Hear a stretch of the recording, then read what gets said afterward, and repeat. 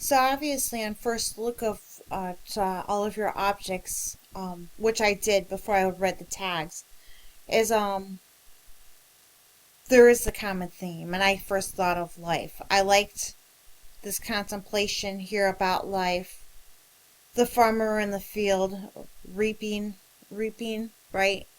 There has to be life before there can be death. I liked that. A woman sitting at a table, a dish which is part of a table when it comes to eating, contemplation, and even this woman seems to be tying your whole theme of life and death together because she's contemplating what it like to me. What she's reading in a book by her staring off into space as opposed to eating. And this person here is reaping his field for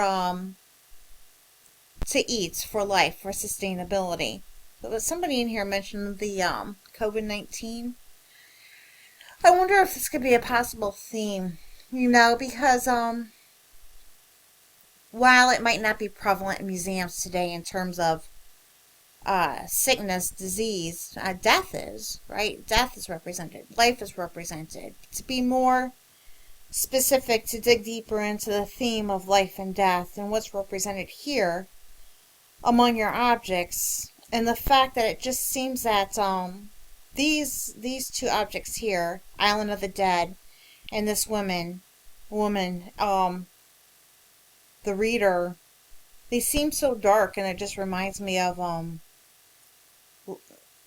last last year. Was it last year already?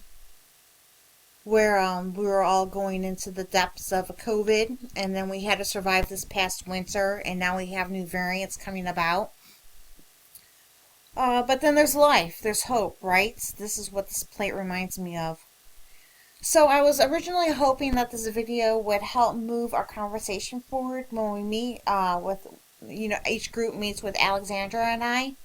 This is a pretty solid group, though, and I'm really impressed by the contemplation and the real thinking that seems to have taken place here within your four objects, with life and the contemplation of life and death happening all at the same time.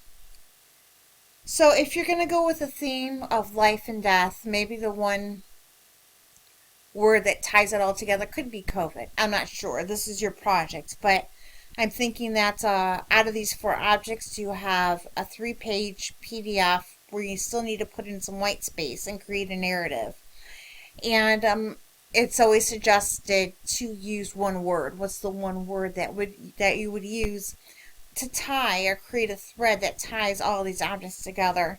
You guys are doing a fabulous job. I've really enjoyed looking at your posts. But I'm about to post this video now, upload the grades for St. John students, and of course you've got A's. And I am just really, really impressed with the thoughtfulness that you put into this challenge number 3. So Alexandra and I will be seeing you tomorrow, and thank you so much for all of your work. It was a pleasure to read.